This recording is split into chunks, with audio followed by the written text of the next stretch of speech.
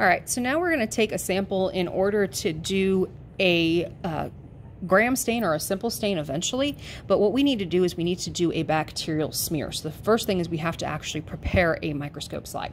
So whenever we do aseptic technique, remember we need our Bunsen burner with the blue flame, we need our inoculating loop, and then we need our sample. So today I'm going to take a sample from a agar slant. So you can do this from a broth tube. You can also do it from a streak plate. Usually if you're looking for a pure culture, you want to see that it's pure culture, you can then gram stain it after you create the bacterial smear. But I'm going to use the agar slant because that's what I have. So the first thing that we want to do is we want to take a drop of distilled water. So because we're going to do this, we need a wet mount to do it. So I just need a small drop of distilled water. What I'm going to do is I'm going to try to kind of place it semi-centered, but also kind of we can place it a little bit to one side.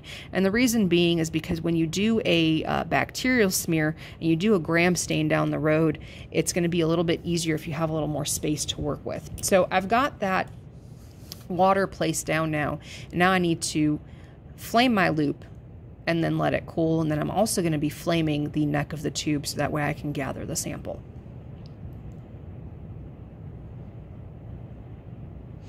So I'm going to let that loop cool, and I'm going to go ahead and flame my tube.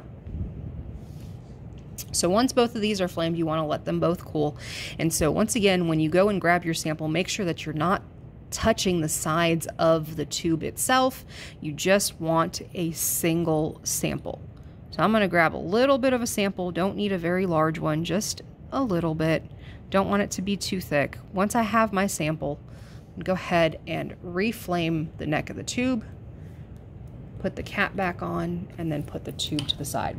So now I've got my water sitting on my microscope slide itself, and I have my my loop with the bacteria on it. So what I want to do is I actually want to place that loop inside of the water, but I want to smear out that sample to about the size of the dime. And the reason that I want to do that is for one reason.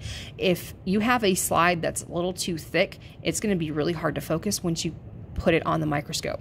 So once I have that sample pushed out to the size of a dime, I'm going to go ahead, reflame my loop. I'm not going to need it any longer. And then what we need to do is we need to air dry the sample. So essentially I'm going to sit here and I'm going to wait for it to air dry. And then once it's air dried, then we can heat fix it. All right, so now I've got my sample. It's been air dried. So what I'm going to do is I'm actually going to take one of my clothespins. I use these for gram staining, which is why they have all the color on them. But now we're going to heat fix it. And the way that you heat fix your sample is that you want to pass it through the flame, but you don't want to leave the slide sitting on the flame because heat and glass don't mix. Essentially what it'll do is it will end up destroying the slide. So all you want to do is just kind of do a couple of passes through the Bunsen burner. 3 or 4 is usually good enough, and that's basically going to heat fix the sample to make sure that it's stuck on the slide. Once you've done that, you're ready to go on and move on to either a simple stain or a gram stain.